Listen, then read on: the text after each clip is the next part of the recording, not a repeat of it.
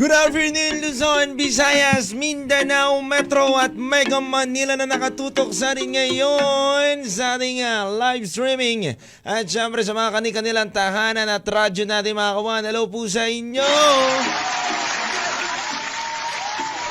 Maganda ka pa sa tanghali, kawan. Good afternoon sa mga kawan natin dyan na nakatutok ngayon sa kanilang tahanan, sa trabaho at nasan ka man lupalop ngayon ng lugar na to. Hello sa iyo, kawan. Oras natin ngayon sa buong kapuluan, 16 na minuto makalipas ang 1:00 ng tanghali at kasama nyo na naman syempre ang nag-iisang tagakwento ng bayan na si Lou Binsi.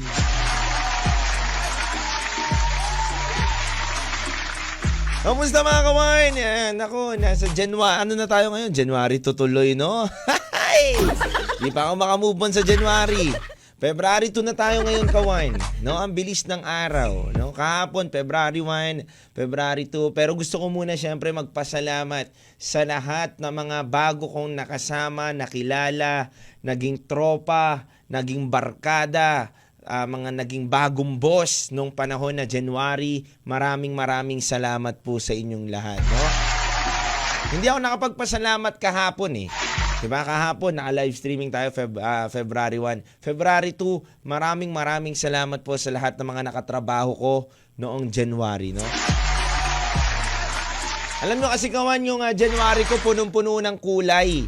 Biruin mo, unexpected lahat ng mga pangyayari sa akin. Biruin mo, from Cebu, nag-gig ako doon, tapos nag-shoot na rin ako doon ng pantrabaho. Tapos nakabalik ako dito, mga 2 days lang ako, Kabanatuan naman, nag-gig ako doon 2 days.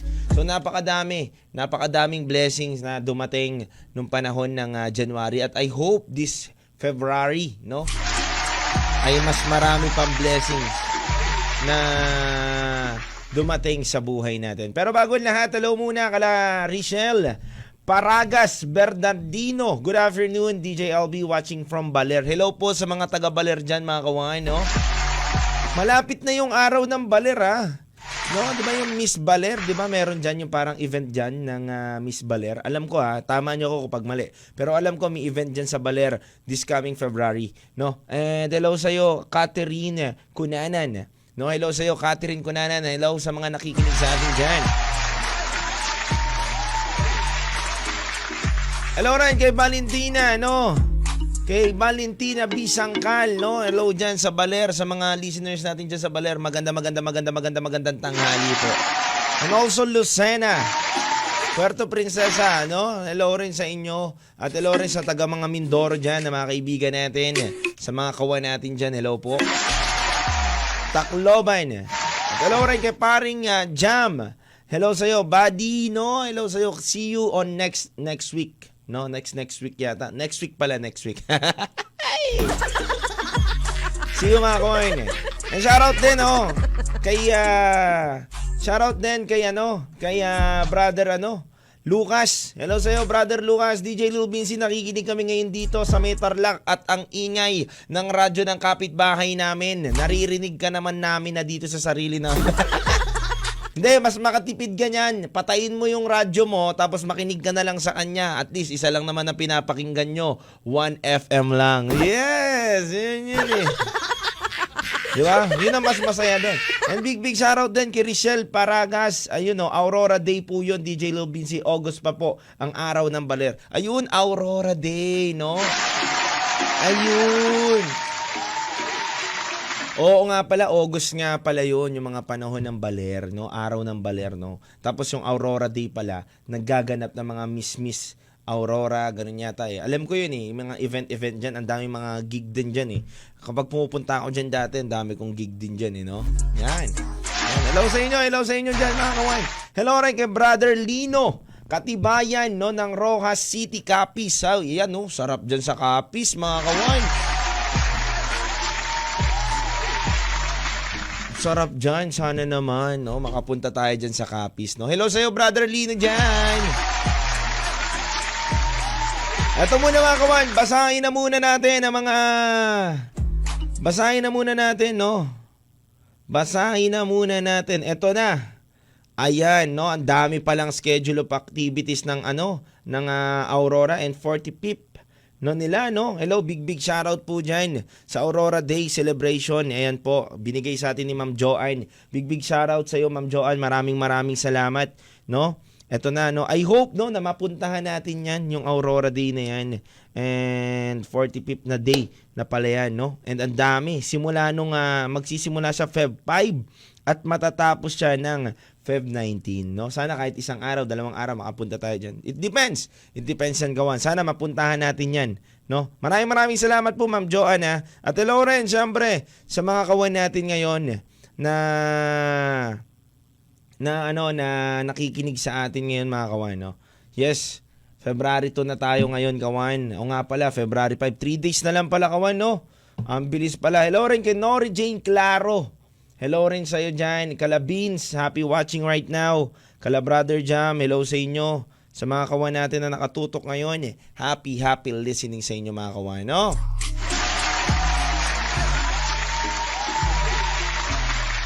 Ayan, 45th founding anniversary and 136th birthday anniversary of Doña Aurora Aragon, Quezon. Wow, napakasaya niyan. The best yan. Nako, si Ma'am Joanne, napakabait niyan. Isa yan sa mga ka-workmate natin dyan sa Baler. Hello sa iyo, Ma'am Joanne. Maraming salamat po. We love you so much, no? At ito na, basa na muna tayo, mga kawan, ng kasabihan ng mga kawan natin, no? Kahapon nga, marami nagpasa sa atin ng mga kasabihan nila at ngayon, magbabasa ulit tayo ng mga kasabihan nila, mga kawan. Ano nga ang kasabihan ni Martin? Sabi dito ni Martin ng Tarlac, DJ Lo Binsi, ang kasabihan ko, kapag ang puso mo punong-puno ng inggit, lahat ng lalabas sa bibig mo, puro panlalait. Tama, no? Ang ganda nyon, no? Totoo yun, no? Kapag punong-puno ng inggit yung tao, no? Puro hindi maganda mga sinasabi niya, no? At puro negative vibe yung mga pinopost niya, di ba? Yung parang hindi ka na lang gumawa na mabuti sa sarili mo, di ba? Tama yan. Ang mga kasabihan ngayon ng ni Martin ngayon ng taga Tarlac. Maraming salamat sa kasabihan mo. And big shoutout din kay Baba Siriano, no? Ayan, no? Biryani or shawarma or Arabic barbecue. Wow, ang sarap naman yan. Later, see you later, brother. Biryani. No, sarap niya, no? See you later. No, kain tayo dyan ng shawarma. Hello rin, syempre, sa mga kawan natin na nagbigay din from Mindoro. Eto, sabi niya dito sa kanyang kasabihan. Naniniwala ko, DJ Lil Binsi, sa kasabihan ko na kung ang chismis ay nakakamatay, malamang wala na akong kapitbahay. Oy, magagaling ngayon ang mga kasabihan nyo, ha. The best yung mga kasabihan nyo, ha. Ito rin, mga kawan, ito pa, may kasabihan pa mga iba nating kawan dito. Sabi naman niya dito sa kasabihan niya, DJ Lil Binsi, ang kasabihan ko ay doon tayo sa lalaking parang sinaing sa rice cooker. Okay lang kahit hindi mo bandayan. Wow! Totoo yun, no? Mas okay yun, no? Yung lalaking hindi na kailangan bantayan, no? Parang rice cooker. May auto, na lang siya, no? May parang yung umaangat na lang, hindi na kailangan, hindi na masusunog ang iyong sinaing. Sana nga, meron pa, no? Ano pa, mga kawan? Eto, hindi to kasabihan, DJ Lil Binsi, pero gusto ko lang sabihin sa aking kapitbahay na para siyang Mustang. Ano? Mustang? Ayan, ito ang ibig sabihin daw ng Mustang. Mustang, nangangamusta lang para mangutang. Oh my goodness. It's my pleasure, brother. It's my pleasure, Baba Siriano. Thank you so much. It's my pleasure. See you later, brother. Yan, pupunta pala tayo sa kanyang restaurant.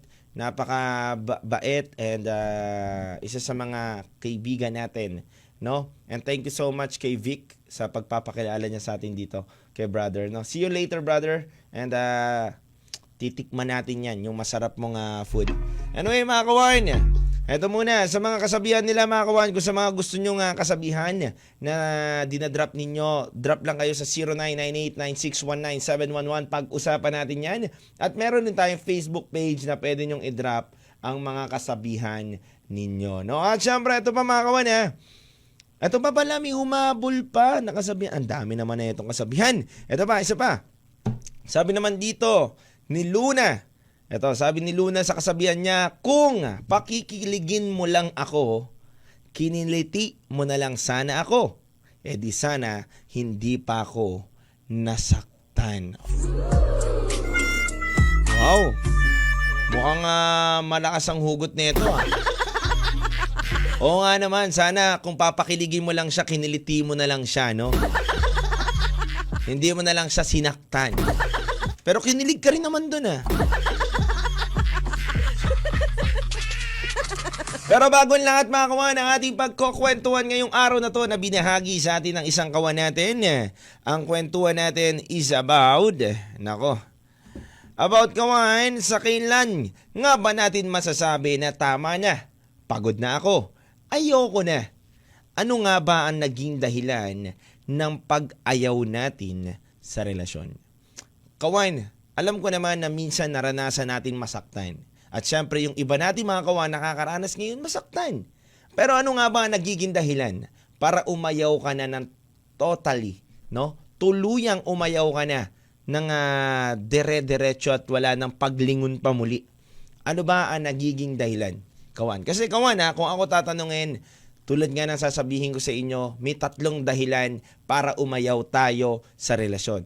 Lil Vinci, my chinito boy. Kwento 1 sa 1FM. Big shoutout muna sa lahat ng mga nanonood ngayon mga kawan sa atin, sa mga kawan natin dyan. Hello rin kay Catherine Cunanan Sevillano. At hello rin po kay Miss Jorlyn Antonio. Good afternoon po. Cute LB watching from San Jose. Thank you po. Yan. Hello po sa inyo. Maraming salamat naman. No? At hello rin po. Hello rin po syempre sa napakaganda kong doktora, Doc Grace. Hello po sa inyo. Napakabait, napakaganda. At mapagkakatiwalaan nyo in terms of ipin nyo talaga to si Doc Grace. Yan. Garantisado, marami na siyang hawak at nahawakan ng mga artista, sikat na personality, sino pa ba, mga vlogger, tapos katulad ko, syempre, cute lang, di ba?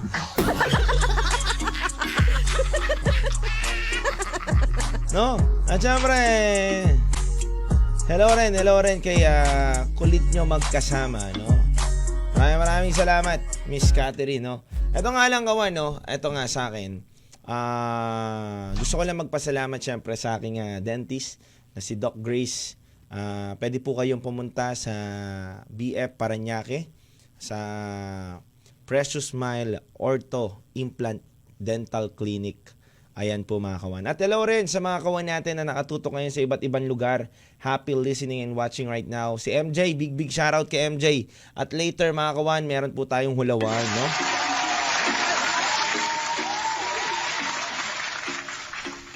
Eto nga kawan, ang tanong, ano nga ba DJ Lil Vinci, yung 3 sinasabi mo na nagiging dahilan natin sa pagsuko natin sa taong minamahal natin o karelasyon natin? Alam nyo kawan, kasi ang nagiging dahilan o nagiging rason natin, kaya natin sinusukuhan ng isang tao, 3 yan. Emotionally, physically, at mentally. 3 rason yan kawan, na kapag yan ang ginawa sa'yo kawan, hindi mo nahahayaan, di ba, na manatili pa doon sa tao na yun. Minsan kasi, pinipilit pa natin, nilalaban pa natin, nakakala natin, kaya pa natin i-handle yung sitwasyon na nakakasakit na pala sa atin at nakakasama na pala sa atin. At hindi na pala nakakaganda sa atin. Kasi darating ka rin sa point kawan, na kapag ang emosyon mo, o ang katawan mo mismo, physical, sinasaktan ka, emotional, o mental kawan, mapapagod ka madidrain ka kawan. Hindi lang madidrain kawan, talagang magsasawa ka din kawan. Pero kahit anuman ang naranasan mo dyan kawan, physical, mental, emotional, Lahat yan, parehas mabigat. And lahat yan, kawan, yan yung isa sa mga nagiging rason kaya tayo sumusuko na. Alam nyo, kawan, may kwento lang ako sa inyo. Meron akong kakilala na girl. Grabe ang pagiging martir. Totoo to grabe ang pagiging martir niya. Grabe ang pakikibaka niya talaga pagdating doon sa partner niya. Kumbaga, wala siyang sinisino kapag nakapagsalita ka doon sa partner niya ng masama. Pero alam mo, kawan, every time na uuwi siya sa bahay, wala siyang iba na tatanggap, kawan, na kamusta o kumain ka na, kundi sapak at tadyak. Totoo to, kawan, Totoo to. At ang nakakabilib lang sa kanya, kawan, sinasaktan siya ng partner niya, pinapahirapan siya ng partner niya, pero kapag minasabi kang mali sa partner niya, tiyak na makakaaway mo siya. Sabi namin, ba't ganito yung kaibigan namin? Antindi. Sinasaktan na siya ng partner niya, pero pinagtatanggol niya pa sa amin. Kasi one time, kawan, sa sobrang galit na ng isang kaibigan ko, gusto niya nang patulan yung lalaki. Na parang nakakalalaki ka na, bro, Parang kaya mo lang patulan yung babae. Parang wala namang ginagawa sa yung partner mo pag naisip niya. Kasi yung lalaki, kawan, ay sobrang alcoholic. So, kapag nalalasing siya, kawan, o umuwi yung babae na may amat siya sa alak, pumipitik yung utak. Parang nananakit na agad, ganyan. Kung ano-ano ang mga pinaggagawa. So, kawan, kuwawa yung kaibigan namin. Pero, kawan, alam nyo, una narinig namin doon sa kaibigan namin na mahal ko kasi siya kaya hindi ko siya iiwanin. Kailangan niya ako ngayon. Alam niyo yung ganun linya na kailangan niya kasi ako kaya hindi ko siya maiwanan eh. Ganyan na nga sitwasyon niya, iiwanan ko pa siya. Kami naman, wala naman kaming karapatan mangialam. 'Di ba? Relasyon nila 'yun eh. Pero kawan, hindi pala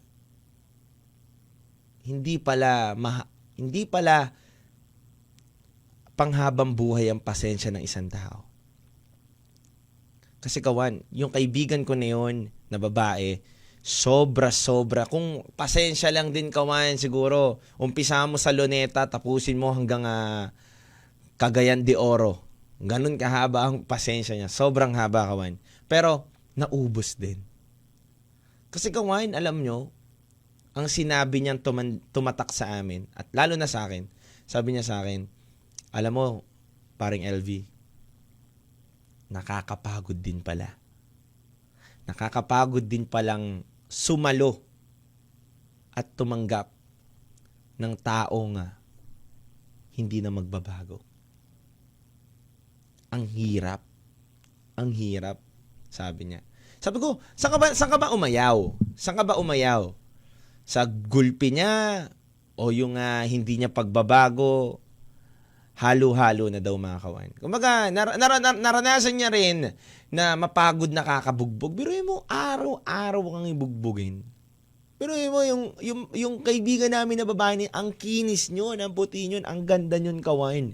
Tapos iniingatan ng pamilya niya yon. Tapos yung nagkaroon lang siya ng partner na gano'n, nakalibing partner, ginugulpi. Diba?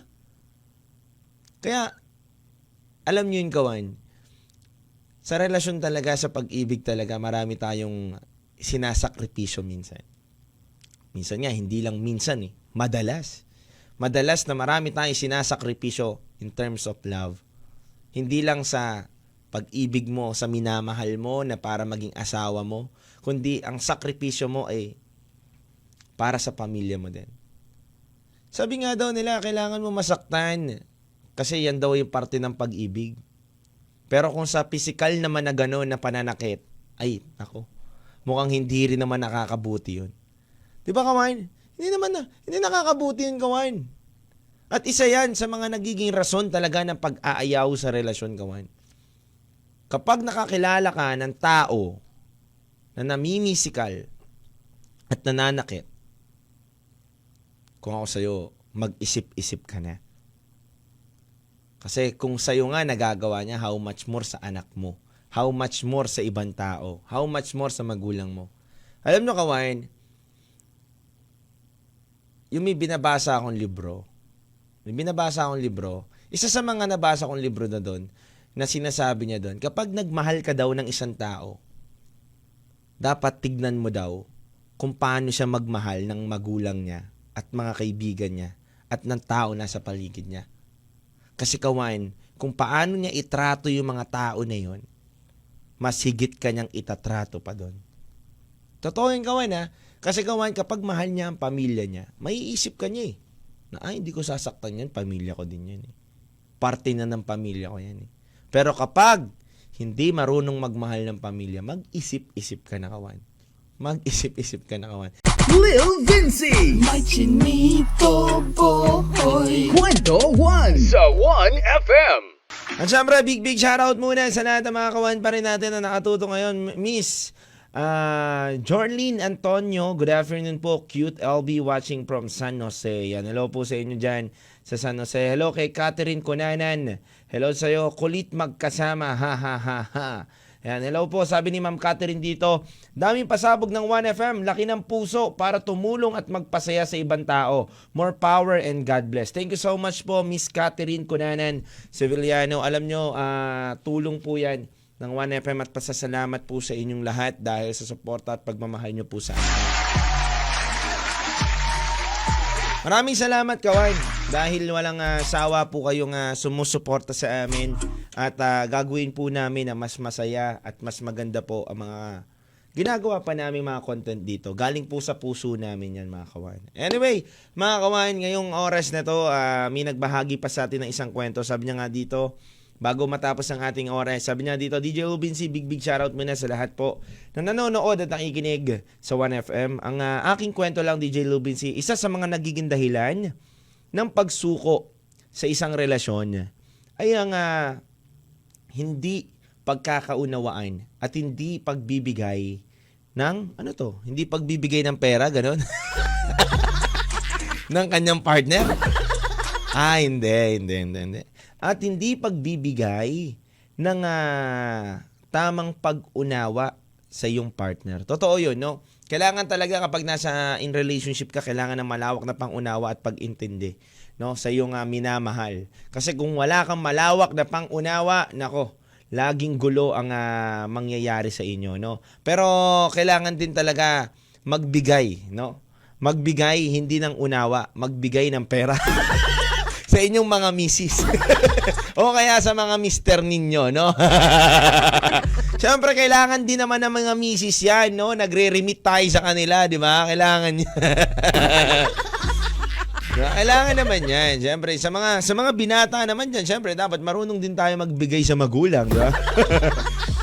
Siyempre, mga ganun, di ba? Malaking tulong yun, kawan, no? Malaking factor yun. Hello rin kaya Valentina R. Sangkal. Later pala mga kawan, Friday ngayon. Alam nyo naman kapag Friday, hulawan natin. At mamaya pagbalik ko kawan, maghuhulawan na tayo. At maraming salamat kawan dahil nakakatuwa. Sa mga pinapadalan po namin, bumabalik po sila dito para picturean. Sana mga kawan, sa mga next mananalo, picturean nyo rin po para may proof rin tayo na nanalo po talaga kayo, no? Ang dami na mga kawan natin na nakatutok ngayon. And good day din po.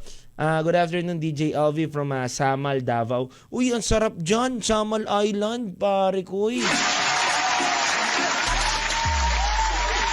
Big shoutout kay Prince Kenshin, no? Hello dyan, paring Kenshin dyan, Prince. Ang sarap dyan sa Samal Island, pare ko. The best dyan. Alam nyo, na-experience ko dyan sa Samal Island, parang flight ko 12 o'clock ng 12 p.m. Tama, 12 p.m. Tapos nagising ako ng 8 o'clock. Kaming dalawa ni Kuya Vernie, nang nasa Australia na ngayon si Kuya Vernie. Kasama ko siya dyan. Nagig ako dyan, kawan. Parang one day gig lang yata yun. Tapos, gising ako 8 o'clock. Bumiyahe kami kasi papuntang Samal Island, magrororo ka, yung parang sinasakay yung mga kotse, tapos doon kami sa taas. Tapos, pagbaba namin dyan, ang sarap ng mangga dyan sa Samal Island, yung pagtawid mo. Yung mangga na may suka. Hindi totoo yun Mangga na may asin, tapos lalagyan nila ng suka. Ayan, no? Big shoutout sa mga tindera dyan. Tapos, ang nagpasarap pa dyan, kawan, yung beach nila dyan, napakapino. ng mga buhangin. No? The best, kawan. Sobrang ganda. Kala ko nasa ibang bansa ako noong mga panahon na yun nung pumunta ako ng Samal. Kaya big shoutout. Tsaka ngayon, pinapaganda na ngayon ng Samal Island. Yung island na yan, naku, grabe na yan. And alam ko, free wifi yata dyan eh. Parang free wifi yata dyan. Natatandaan ko eh. Natatandaan ko. Tsaka ang sarap dyan ng mga pagkain nila sa may pagbaba, doon sa may terminal. Yung mga ano doon, e-bike. O yung mga parang bike, tricycle doon. May kainan dito sa gilid, Gedli tuloy. Doon ako kumain. Ang sarap dyan, masarap dyan sa Samal Island. And big shoutout sa mga Dabawenyo. Napakababait na mga Dabawenyo, no? Nakakasama natin yung mga yan lahat. And syempre mga kawan, muli. Wow, ongoing na daw yung bridge to Samal. Biruin mo from Cebu tuloy. From city. City ko ba tawagin? Yung parang pa-airport yun eh. Tapos patawid ng ganun. Wow, the best yun kawan kung yung bridge. Kasi parang dagat yan eh. Parang dagat. Dagat naman talaga yan, Lil Vinci. Ano ka ba? Dagat yan, tatawid ka pa kabila. Ganun, sa Samal Island. Basta the best yan. Sobrang sarap dyan. Sobrang solid. Miss ko tuloy ang Davao. Anyway mga kawan, maraming salamat sa inyo. Kwentuhan na! Kasama ang iyong Chinito Boy, Lil Vinci. Araw-araw, 1:00 ng hapon, dito sa 1FM. Kwentuhan na!